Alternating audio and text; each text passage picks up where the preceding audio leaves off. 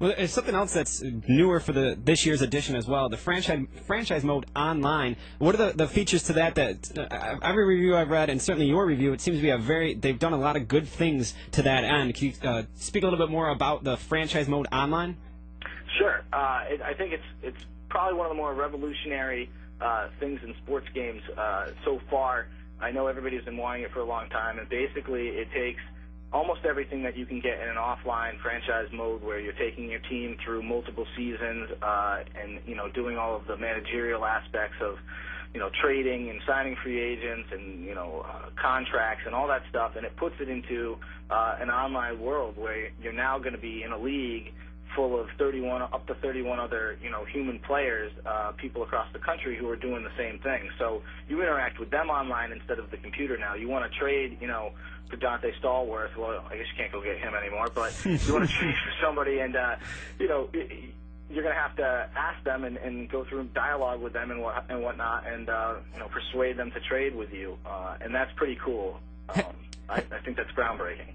Has online capabilities and features, and certainly now this new league where you can actually play a league online with up to 32 other players, has that really taken over? Is that the more popular thing? People look for online play more so than your regular offline franchise modes? I think that there's definitely a huge market there for that. It's going to be the kind of person that you are, I guess.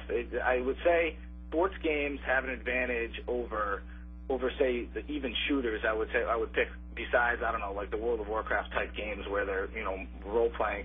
The sports games have a competitive edge because generally their players are competitive people who generally like sports, so they want to play online because they want to beat another person. It's not enough for them to just beat the computer. So I think for sports games, yeah, the online developing the way online communities work in console video games and everything is huge for these companies, and that's why you're seeing EA Sports, the leading company, taking it on. Well, not everything great in your review on the newest edition of Madden. You had some harsh criticisms for a new feature, the extra point, and even some of the commentary. What is up with this extra point? What exactly is that?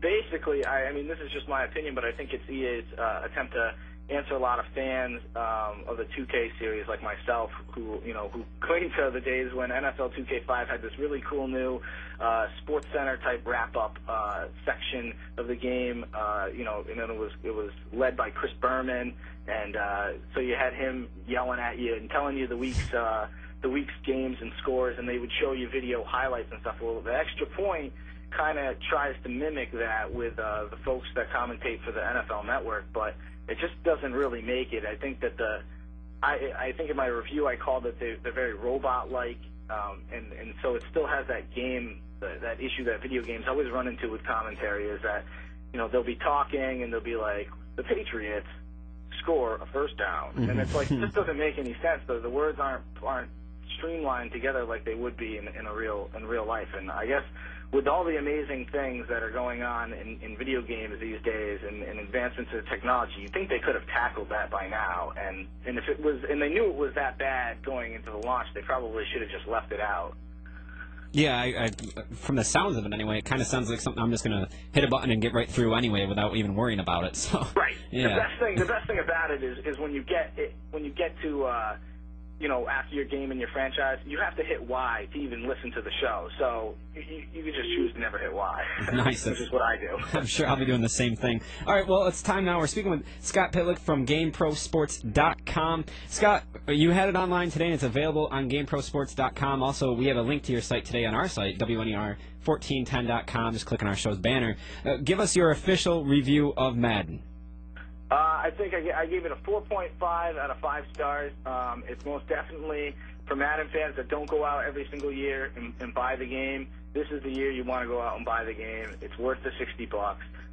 They've done a ton of new things from the gameplay standpoint, and they've done a ton of new things for franchise mode, and so it's going to provide you hours of entertainment, especially if you're a huge football fan.